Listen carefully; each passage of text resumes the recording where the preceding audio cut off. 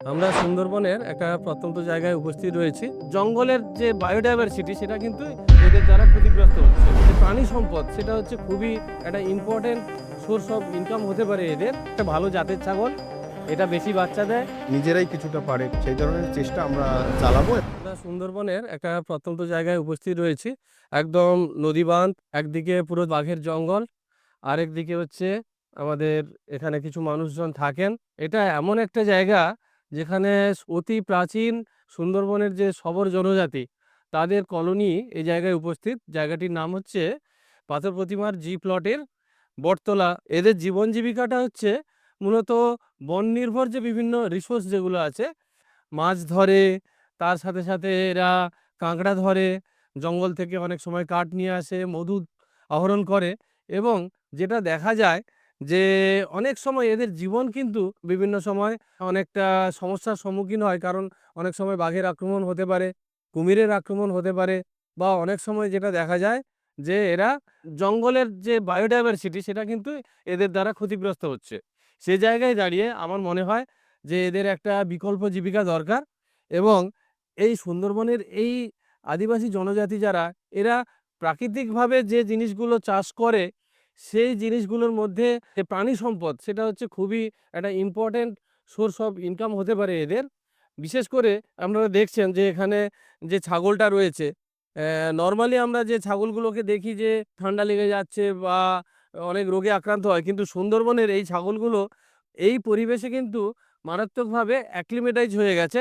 ছোট ছাগল, কিন্তু এর যেটা ভালো গুণ সেটা হচ্ছে অনেক বেশি সংখ্যক বাচ্চা দিতে পারে এবং তার সাথে সাথে খুব তাড়াতাড়ি বাচ্চা দেয়। আমরা যে এই ছাগলগুলোকে দেখছি এটা হচ্ছে ব্ল্যাক বেঙ্গল গোট।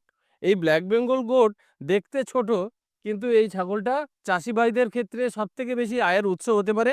কারণ এরা এত তাড়াতাড়ি বাচ্চা দিতে পারে এবং এত বেশি সংখ্যক বাচ্চা দেয়, যার জন্য কিন্তু খুব তাড়াতাড়ি বিক্রি করে এরা কিন্তু দামটা পেতে পারে। এবং আমরা যেটা দেখেছি, আমাদের এই আদিবাসী শবর ভাই বোনেরা প্রত্যেকের বাড়িতে প্রায় এখানে ১০-১২টা করে ছাগল আছে। ফলে ওরা কিন্তু দেখে যে যখন মার্কেটিং তারা করতে পারছে, তখন কিন্তু এই ছাগলগুলো থেকে তারা আয় ইনকাম করতে পারে। কথায় আছে, যদি থাকে বাড়ির ঋণ, গরু বেচে ছাগল কিন। আর আজকে এই যে দাদারা যারা আছে তাদের প্রত্যেকেই ছাগল পালন করেন এবং উনারা জানেন যে ছাগল পালন করে তাদের কত আয় ইনকাম হতে পারে। তবে শুধু একটা কথা বলবো, আপনারা যদি বেশি ইনকাম করতে চান, এই সুন্দরবন এলাকার আমাদের খবর আদিবাসী দাদারা আছেন, উনারা কিন্তু একটু যদি সিস্টেম মেনে পালন করেন, আমার মনে হয় আপনারা জঙ্গলের যে রিসোর্সগুলো দেখি যে অনেকে আপনারা জঙ্গল থেকে কাঠ নিয়ে আসছেন, মধু নিয়ে আসছেন বা অন্য কোনো রিসোর্স নিয়ে আসছেন, তাতে কিন্তু বাঘের আক্রমণ হতে পারে বা নদীতে যখন নামছেন সেখানে কুমিরের আক্রমণও হতে পারে। সে জায়গায় দাঁড়িয়ে আমি একটা কথা বলব, আপনারা এই জায়গার যে ব্ল্যাক বেঙ্গল, এটাকে আমি বলি হচ্ছে কালো সোনা।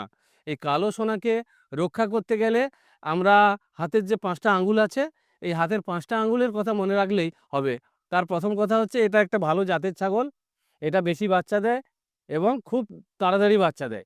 ফলে এইটাকে রাখার জন্য ঘরের যে অ্যারেঞ্জমেন্টটা, সেই ঘরটা যেন একটু পরিষ্কার পরিচ্ছন্ন, সুন্দর হয়, শুকনো হয় এবং ঘরের মধ্যে আপনারা একটু মাচা করে রাখুন। ২ নম্বর কথা হচ্ছে, এখানে যে ছোট, ছোট ঝোপঝাড় জাতীয় যে গাছপালাগুলো আছে, এই গাছপালাগুলো খাওয়ান।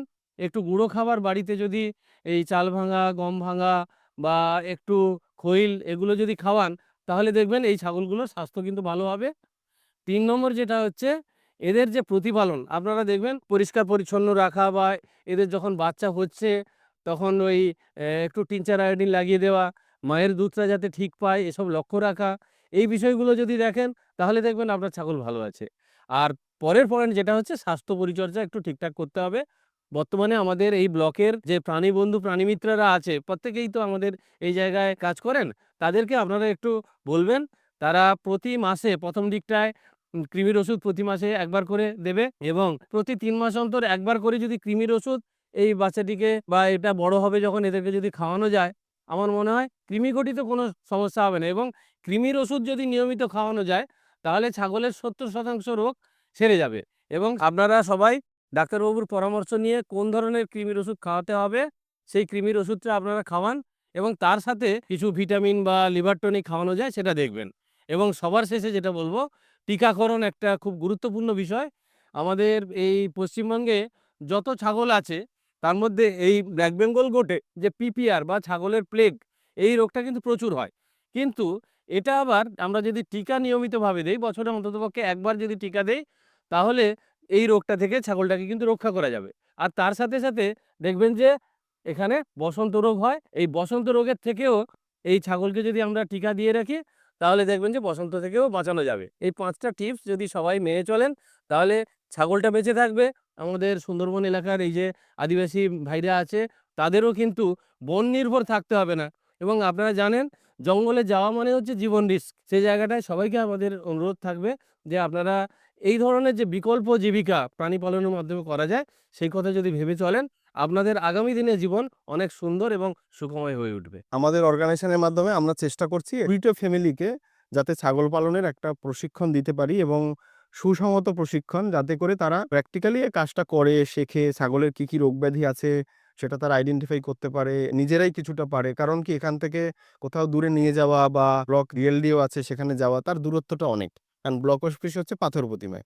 তো লোকাল লেভেলে ওনারা যাতে নিজেরাই যদি এর সমস্যার সমাধান করতে পারে, তার জন্য ৩ দিনের একটা প্রশিক্ষণ আয়োজন করেছি এবং সেটা কিছুদিনের মধ্যেই শুরু হবে, সেপ্টেম্বরের ১ম দিকে।